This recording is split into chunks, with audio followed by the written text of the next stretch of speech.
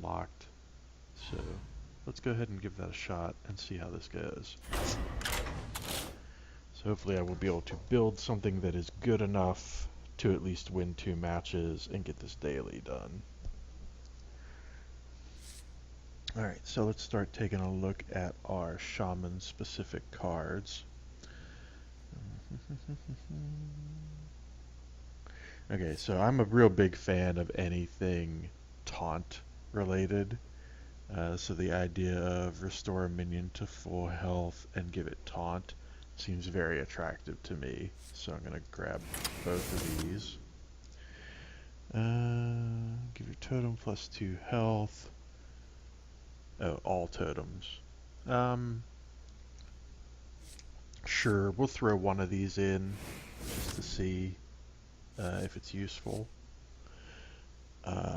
Silence a minion and deal 1 damage to it. Nah, not feeling that. Deal 1 damage to an enemy character and freeze it. Nah, not really feeling that. 3 damage. So the overload thing is interesting, right? Because you have that much less mana the next turn. So basically you get 3 damage for 1 mana here. So it's kind of like Arcane Missile, but more directed and not split across multiple targets. But it's also penalizing you for the subsequent turn, which I'm not really a fan of, but let's see what other kind of options we have before we completely dismiss that. Give friendly character plus 3 attack. Only for this turn though, not worth it to me. Wind Fury. So this is a really interesting card because that 3/1 damage, like the all classes equivalent to this would be a 3 mana cost. So even with the overload of 1, this is kind of interesting. The other issue though being that the all classes version of this card also has charge, so you get to use it immediately and you don't have to worry about the 1 health potentially getting taken out before you get to make use of it. I'm going to try to avoid building around this overload mechanic if I can help it. I'm a little bit concerned that it may be more detrimental than helpful, but let's see how the rest of this deck build goes. I may rethink some of these cards a little bit once I see how many Shaman specific cards I actually end up with in the deck. I'm a fan of Wind Fury.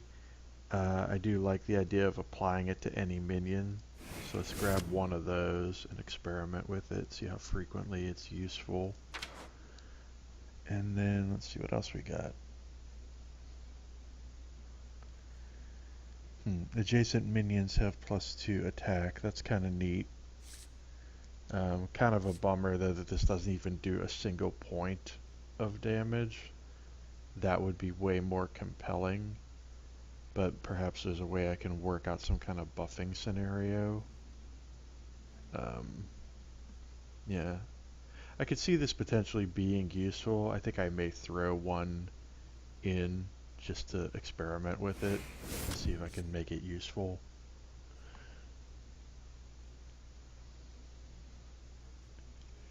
Yeah. I've had this frog used against me to good effect a couple of times, or the hex I should say. So I think it's probably a safe bet to throw these in.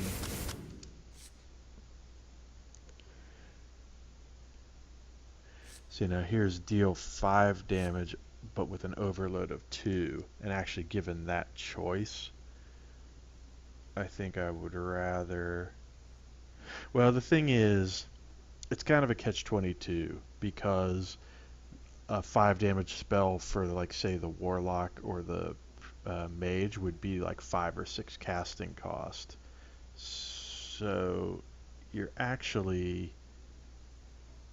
Well, I think the Mage gets 6 damage off 4 cost, and the Warlock gets 5 damage off 6 cost. So this is kind of like somewhere in the middle with the overcharge thing. What I'll probably end up doing is taking one of these and one of the lesser ones and seeing how it works, which makes sense because I only have one of these higher ones. So let's grab that. Let's go back for a second and grab one of the small ones. And that'll be like kind of my directed damage spells.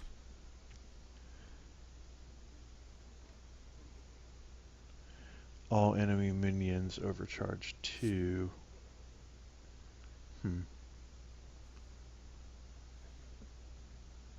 Now how is it a range of damage?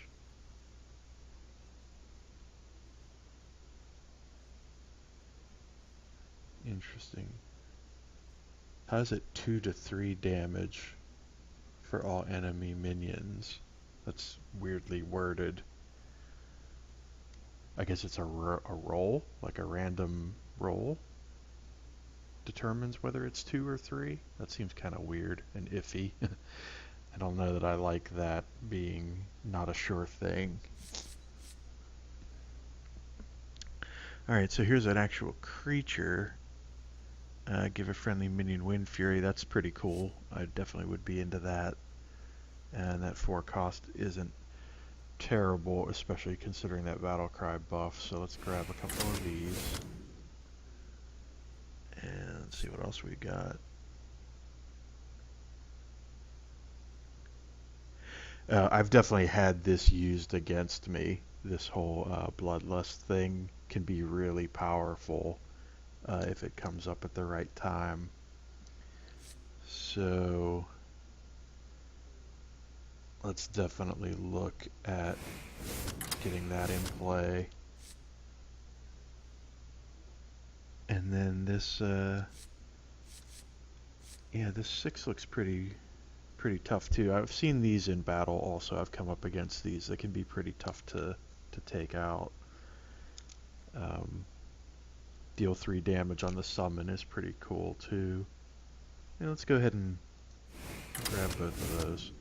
I really like to try to focus on the class-specific cards when initially building the deck and kind of thin them out as needed.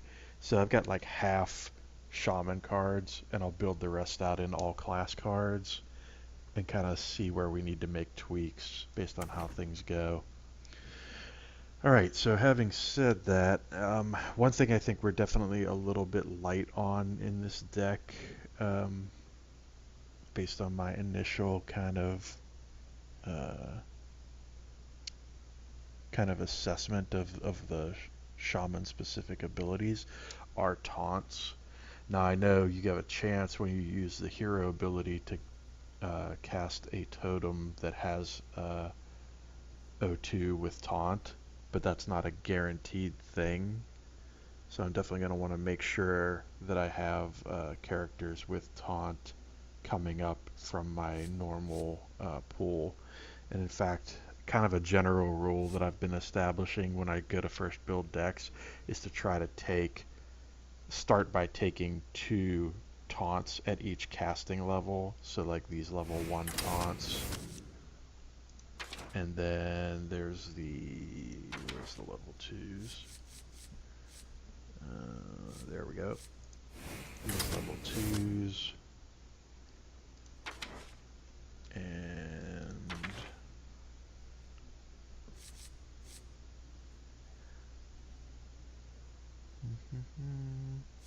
yeah, here's our level 3s. Now the one it's not this. It's the troll is fine, but it's the 5s that I've been skipping the taunt on lately when I've been building, and the main reason for that is because I don't like the 4 health. I think for the 5 casting costs, the 4 health just isn't quite enough. Like if this were even reversed, like a 4/5, it would be fine, or like a 5/5 I think would be fantastic. But for that mana cost, I don't think it's necessarily worth it, given those stats. But I will take the 6s. And the other thing I'd like to do is look at the 7 situation here. So I've been taking this 7 for the buff, But honestly, weirdly enough, I haven't really gotten to use it as much as I would like.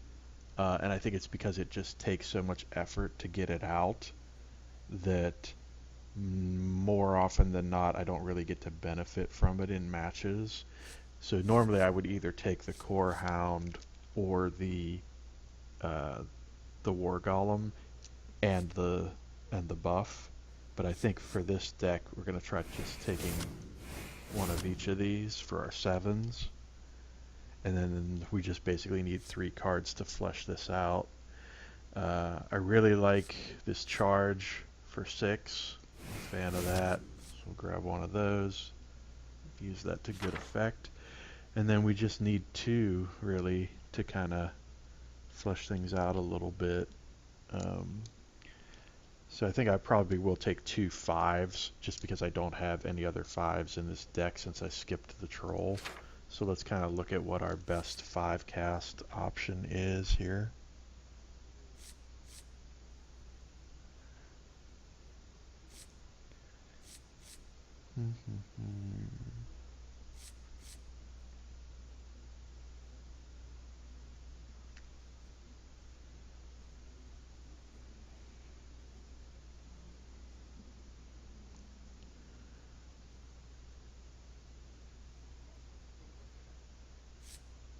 So this is kind of a cool one. Gain 1/1 for each other friendly minion on the battlefield. That seems pretty sweet. Let's grab one of those.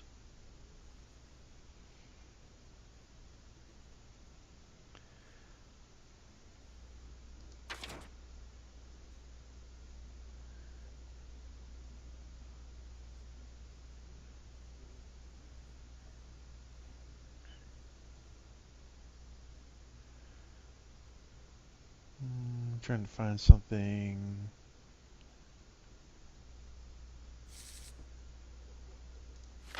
You know what? We're going to grab both. We're going to grab 2 of these. Give that a shot. So now I have my 30. The only thing I might want to tweak is if I want to remove some of those taunts at the lower levels um, in favor of some creatures that can actually do more.